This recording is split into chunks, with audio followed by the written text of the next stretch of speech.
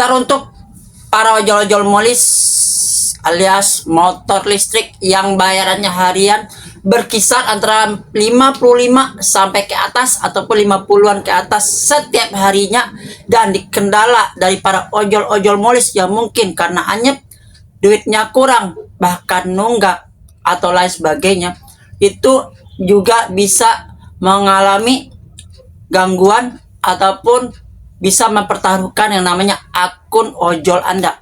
Begitupun dengan ojol yang merasa kepepet, tidak punya uang karena anyep dan lain sebagainya, mempergunakan fasilitas pinjol dari ojol, baik itu Julo ataupun GoPay pinjam. Ini juga bisa mengakibatkan mengancam dari akun Anda. Terlebih yang namanya Julo ya, dari Grab dan lain sebagainya. Pokoknya ada pinjol di ojol, hati-hati aja akun Anda.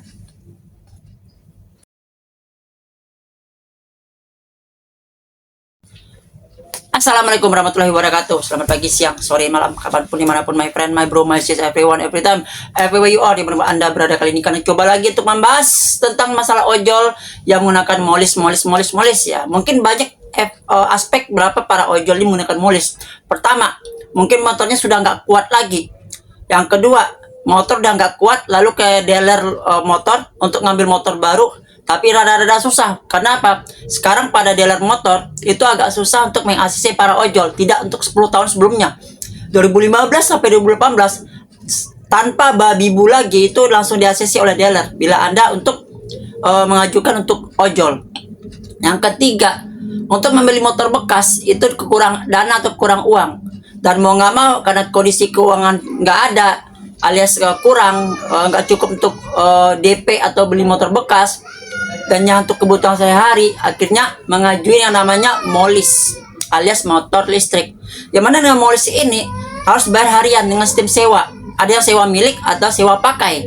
Nah itu kisarnya antara 50, 55 bahkan di atasnya, bahkan lebih. Terutama ada lagi yang sewa baterai dan lain sebagainya, yang punya baterai 2. Nah ini ada beberapa ojol yang menggunakan molis, tapi mungkin dia nunggak karena keperluan dan juga anyep, yang mungkin duitnya nggak cukup lah untuk bayar sewa. Nunggak 3 hari, akhirnya tidak bisa narik atau tidak bisa ngojol. Seperti Grab, seperti ini. Komunitas Grab Bike Jabodetabek namanya Kang Cepot-Cepot.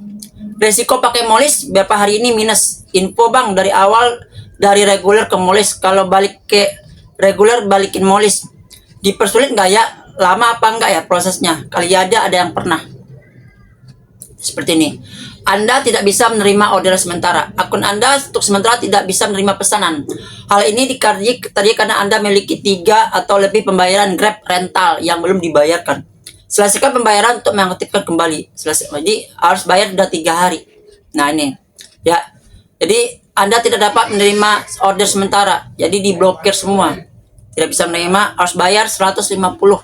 Nah, jadi harus bayar uang sewanya. Mungkin ini 3 hari nih, 50.000 sehari Grab elektrik.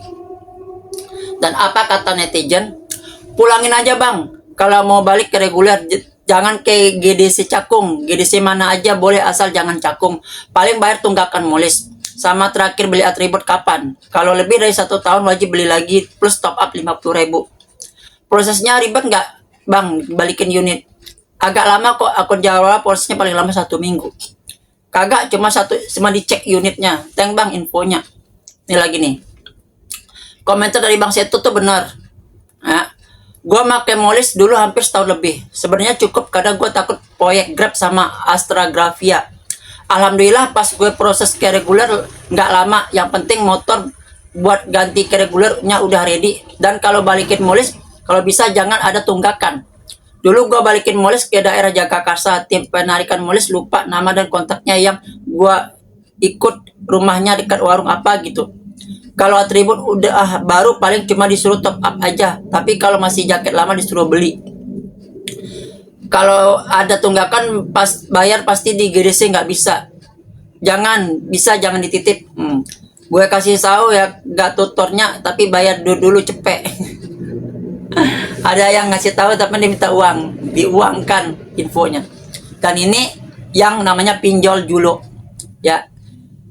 Di Muhammad Toy Asim, buat gambaran aja bang, seminggu lalu gue utang gue 5,6, sekarang udah berkurang. Intinya tetap semangat, sama pindah-pindah tempat, jangan fokus satu titik.